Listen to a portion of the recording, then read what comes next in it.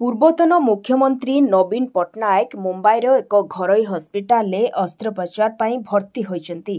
ତାଙ୍କ ଆଶୁ ଆରୋଗ୍ୟ କାମନା କରି ସାରା ରାଜ୍ୟରେ ପୂଜାର୍ଚ୍ଚନା କରାଯାଉଛି। ଏ ପରିପ୍ରେକ୍ଷୀରେ ବାଲେଶ୍ୱର ପୌରପାଳିକା ଅନ୍ତର୍ଗତ 24 ନମ୍ବର ୱାର୍ଡରେ ମହିଳାମାନେ 108 ଦୀପ ପ୍ରଜ୍ୱଳନ କରିଥିଲେ ଏବଂ କାଉନ୍ସିଲର ମୀନା ମହାନ୍ତିଙ୍କ ପ୍ରତ୍ୟକ୍ଷ ତତ୍ତ୍ୱାବଧାନରେ ଶନିବାର ସନ୍ଧ୍ୟାରେ ବାଲିଘାଟସ୍ଥିତ ଜଗନ୍ନାଥ ମନ୍ଦିର ପ୍ରାଙ୍ଗଣରେ ବହୁ ମହିଳା ଯୋଗଦେଇ ନବୀନ ବାବୁଙ୍କ ନିରାମୟ ଜୀବନ ସହ ଆଶୁ ଆରୋଗ୍ୟ କାମନା କରିଥିଲେ। ସେ ଶୀଘ୍ର ସୁସ୍ଥ ହୋଇ ଓଡ଼ିଶା ପ୍ରତ୍ୟାବର୍ତ୍ତନ କରିବା ସହ ପୁଣି ଥରେ ଲୋକମାନଙ୍କ ସେବା ଜାରି ରଖିବେ ବୋଲି ମହିଳାମାନେ କାମନା କରିଥିଲେ।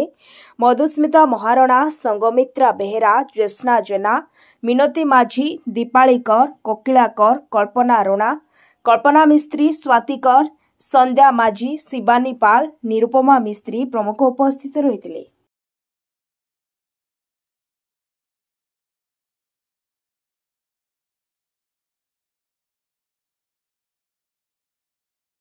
जय जगन्नाथ। आज 24 नंबर वार्ड रे महिला को द्वारा जे ओडिया जातिर गौरव 4.5 कोटी ओडियाकर मौड़मणि पूर्वतन मुख्यमंत्री नवीन पट्टनायक सी मुंबई ग्रस्त करचंती। तांकर आश्रु आरोग्य कामना करुछु आमे समस्ते। से यथाशीघ्र सुस्थ होई पुणी फेरंतु। माँ मौसी माने आज बालीघाट जगन्नाथ मंदिर ठारे 108 दीप प्रज्वलन करिसंती। तांकर सुस्थ जीवन कामना करिसंती, निरामय जीवन कामना करिसंती।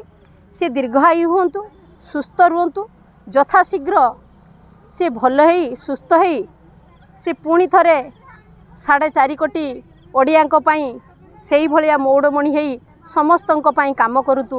एतिकी आज माँ लक्ष्मी कटाकरे आमर प्रार्थना एवं गुहारी। जय जगन्नाथ, जय जगन्नाथ, जय जगन्नाथ। आमर जो पूर्वतर आमर मुख्यमंत्री थे श्रीजुक्त नवीन पट्टनायक सी आमर स्त्रीलोक माने स्त्रीलोक मान से बहुत किसी उन्नति काम करचंती।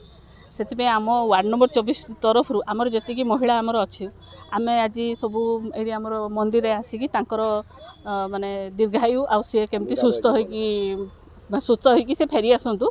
से मुंबई जाइए अस्त्रोपचार होची। आम भगवान निकट प्रार्थना करूँ जे सुस्थ होगी फेरी आसतु। तांकर आरोग्य कामना करी आम सब दीप जलाऊँ।